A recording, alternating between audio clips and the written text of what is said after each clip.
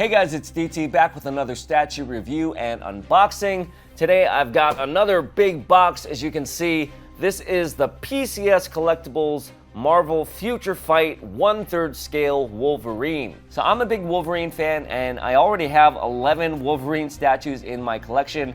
So I wasn't sure I was gonna get this one. However, I saw some in-hand pictures. It looked really nice. I don't have a 1/3 scale Wolverine, and I was able to pick this one up on sale at Sideshow.com. I thought this would go well with some of my 1/3 scale legendary beast statues, and at the end of the video, I will do a side-by-side comparison with some of those pieces. But as you can see, this one comes in a very large box. I'm not used to seeing large boxes like this with Wolverine statues. I mean, Wolverine is a pretty small guy, and unless he's coming with another character or a very large base, usually the boxes are pretty compact. So to see a standalone Wolverine piece in a giant box like this kind of gets me excited. Marvel Future Fight is, I believe, a mobile game. I haven't played it, so I can't tell you much about it. If you guys know anything about Marvel Future Fight and recommend it or don't recommend it, leave me a comment down below and maybe I'll check it out. But from what I see, the designs look pretty good. Maybe a few tweaks here and there from the comics version, but still looks like Wolverine from what I can tell. So let's go ahead and open this up. Okay, so here is a look at the art box. As you can see, big picture of the statue right there. I think it looks phenomenal already just from the pictures, but of course you can't tell from the pictures alone. It says Marvel Gamerverse up here. We got the Future Fight logo down there on the bottom. Here we have a different head switch out on the back. So let's go ahead and get it out of here. So we got some white foam with some black straps. No tape to deal with on this, which is nice. I got the turntable ready to go. I don't think there should be too many pieces with this. They're just gonna be big pieces. All right, so there's just one layer to the box. Let's start off with the base here. The base has a very small little footprint. They only made 400 of these, which is very odd for a licensed Wolverine piece. I'm not really sure where the center of the statue is. I'll just reposition it later. Then it looks like Wolverine's body here. It's almost all in one piece. Wow, look at this thing. We've got some foam in here to protect the little fins on his shoes. So we have key and peg on the right foot, nothing on the left foot. And that just goes into the little ball here. Ooh. Okay, a little unstable there. We've got a little color-coded piece of debris. Got another one over here. It's like another piece of gate. These pieces are all like lightweight PVC. It's like another fence piece over here. I love when statue companies actually color code these pieces.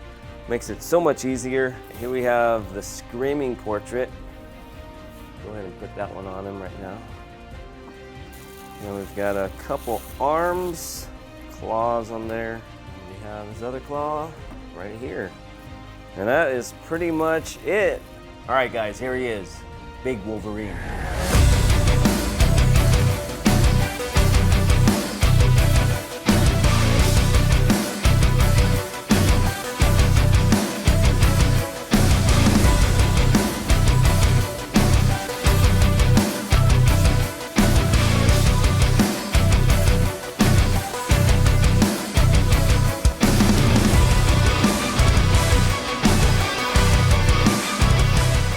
So first impressions of this guy, he is big. Being primarily a quarter scale statue collector, anytime I get in these larger scale statues, they look a lot bigger than I think they're gonna be. And that's no exception here, even though Wolvie is a smaller guy, this is definitely bigger than all the others in my collection. So I'll do a little comparison of this guy next to some of my other Wolverine statues, along with a comparison with some of my other 1/3 scale statues from other companies. So I really like the pose on this guy. It's kind of a balance between a museum style pose and a dynamic action pose. He's kind of got this lunging stance with his claws out. Very similar but yet different than another Wolverine that I have in my collection by the same sculptor, Franco Carlissimo. Here he is standing atop some ruins from Xavier's school. We see a bunch of rubble, kind of a collapsed little pillar, and fencing. We've got some bricks on the floor, nice concrete work up here as well. Not a huge base, but it definitely tells a story. Obviously Wolverine is in the middle of some kind of battle. You can see this little emblem here in the front has been sliced in half, but that almost looks like either a very sharp claw or a laser of some sort. Looks pretty cool. You know, maybe could have gone a little bit more detail, maybe some heavier shadows on some of the rocks on the bottom, but for the most part, I find that a lot of my 1/3 scale statues, the bases kind of lack some of the detail that you see in some of the smaller scale statues, and that's maybe just because they're blown up so big that you can actually see them. But maybe a little design issue that I'll go into at the end. Again, not a huge footprint. These bent up metal fence pieces do add quite a bit to the depth of the piece, but the cool thing is you can just remove them if you needed the space. It does take away some of the detail if you remove it, but again, if you're gonna put another piece right behind it or right next to it, maybe you don't need it. Moving up to Wolverine. This guy is pretty awesome. We've got some really nice leather texturing on his boots. He's kind of got these flared out winged panels here on the front. These boots don't have a zipper. Sometimes I like to see the zipper here in the back just as an added detail, but this one doesn't have a zipper, which is okay. He's got some very nice texturing going on in the rest of his suit, kind of this mesh texture. You can see all the muscles in his quads, some nice shading around some of those areas, and then we've got the fabric little seam line going down the front and the back as well. He's got his little blue Speedo on, which has the same leathery texture to match the boots. This one he's got a brown leather belt with a standard belt buckle. He doesn't have the X emblem on the buckle. I guess this is how it appears in that Future Fight game. It doesn't look bad by any means, and if you did want a red belt, I don't think it would be very hard to repaint that. Another difference would be the color of the stripes here on the sides, as well as the little fins on his cowl. They are a bit more blue than I'm used to seeing. Usually they are black. Again, not a very difficult fix if you wanted to change it. It does tie in nicely with all the other blue elements like his shorts, the boots, his shoulder pads, and of course the gloves. Blue was often used to highlight the black color in comic books, so it definitely makes sense, and it gives a little bit of differentiation between this and some of my other Wolverines. And one thing I really love about Franco sculpts are his huge biceps. Just like Daniel Bell, they have very round muscle bellies. You can see that in his forearms, his deltoids, his triceps, and in his legs as well. He's got the skin-tight top on where you can see all the muscle separation in his pecs, his abs, and then on the back we can see the giant lats and rhomboids as well. In his arms, we've got all the kind of greenish veins running through. I think they did a great job with that. We have the sculpted in hair, which is common on Wolverine statues. And then over here, we have the metallic shoulder pads. Those also have the battle damage scratches, which are highlighted in silver. And then finally, we come to the head. And we get two portraits with this one. We got the closed mouth portrait with the teeth, and then this one right here with the mouth open. Most of the time I do use the mouth open. It just gives a little bit more emotion. However, since I own a bunch of Wolverine statues, I think I gotta start displaying at least some with the closed mouth, or maybe the unmasked portraits. But this one didn't come with an unmasked portrait. We just got the two mouth variations. I think I do like the open mouth portrait a little bit better. We've got the added detail of the tongue. You can see the inside of his mouth, and I think it fixes one of the main issues that this statue has. Now, if you look at this portrait right here, one of the early criticisms was that his face was a little bit too fat looking. They said they made some alterations to fix that. And, you know, it doesn't look terrible. However, when I look at some of my other Wolverine statues, his face does look a little bit slimmer, especially in this lower portion around his mouth and chin. And that can be due to a few different things. One, his cowl is cut back a little bit further than I'm used to seeing. If they brought that forward, it would have framed up his mouth a little bit better. Right now, especially with this closed mouth portrait, his mouth seems a little bit small. But once we put this thing on the statue, because his body is so big, I think it balances out. I think this thing looks fine on the statue itself. And it's only when you do a side-by-side comparison that you notice that this guy's face is a little bit wider. I think both portraits look great.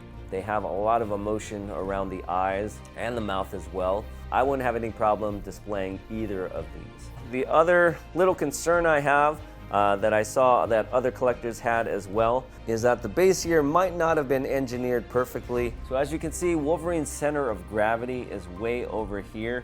And if you draw a line directly down, you come to this spot right here where there's no support. The base itself weighs enough so that the statue isn't going to fall over on its own. You can see that even if I just move it a little bit, it kind of goes off kilter. Kind of hits the sticking point right here. But if you do pass that point, and you can see the center of gravity is over that line, this whole thing could go over. Of course, you do have to put quite a bit of force into it. I don't think it's anything to be too concerned about.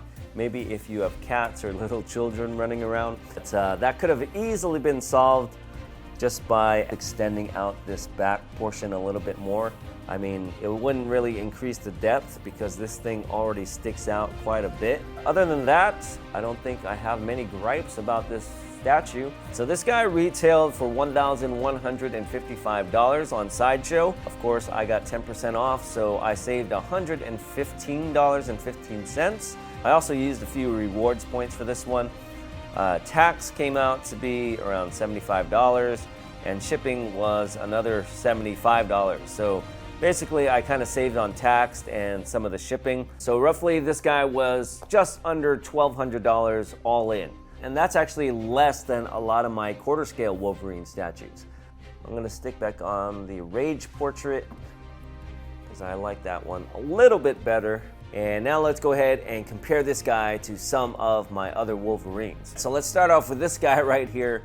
This is the Sideshow Daniel Bell Wolverine bust. Initially, this one was announced as being 1/3 scale, but if you put these guys side by side, you can definitely tell this is smaller. When I reviewed this one for the first time, I thought it might be maybe 1/3.5 scale, but when you put these heads together, look at how much bigger the 1/3 scale.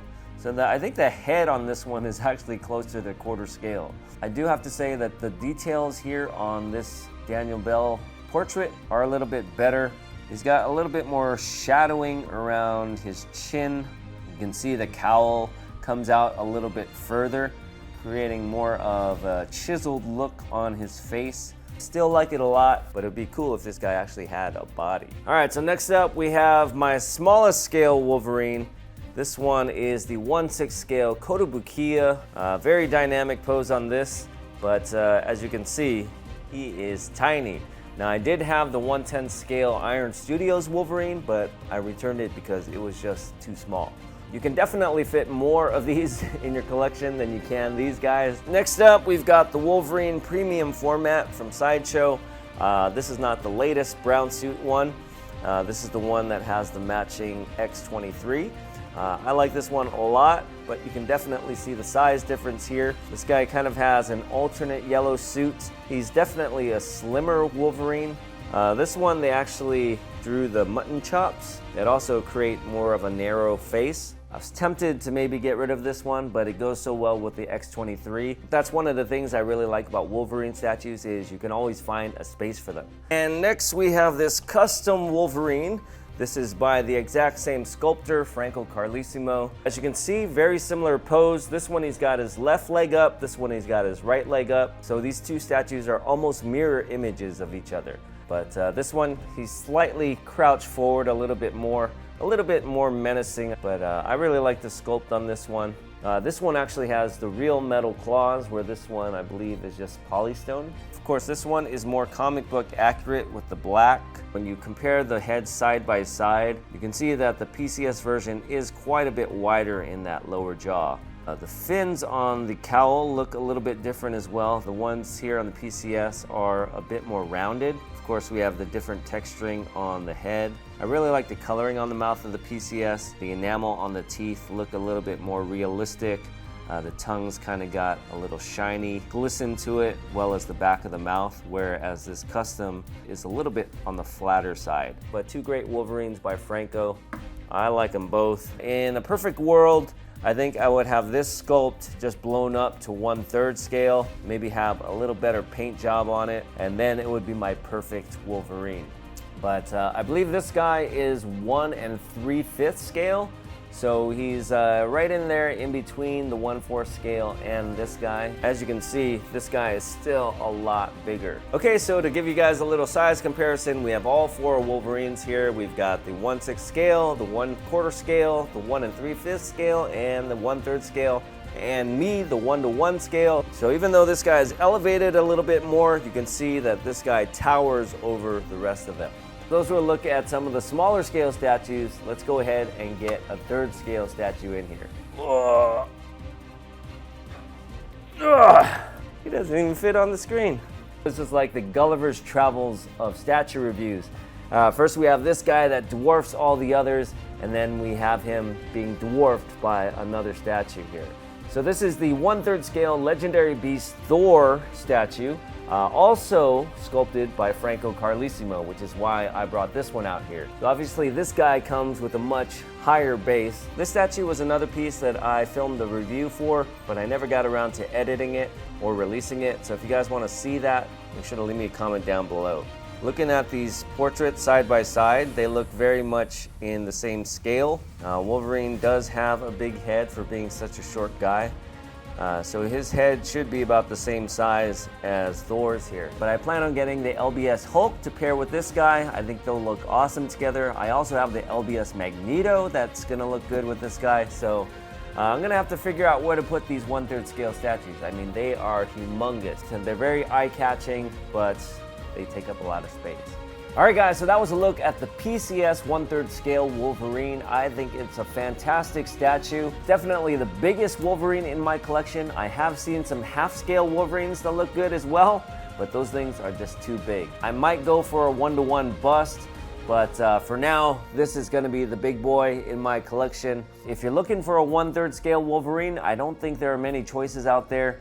So I'm gonna have to say this is the one to get. As always, let me know what you guys think in the comments down below. Thanks for watching, and we'll see you guys next time. Bye-bye.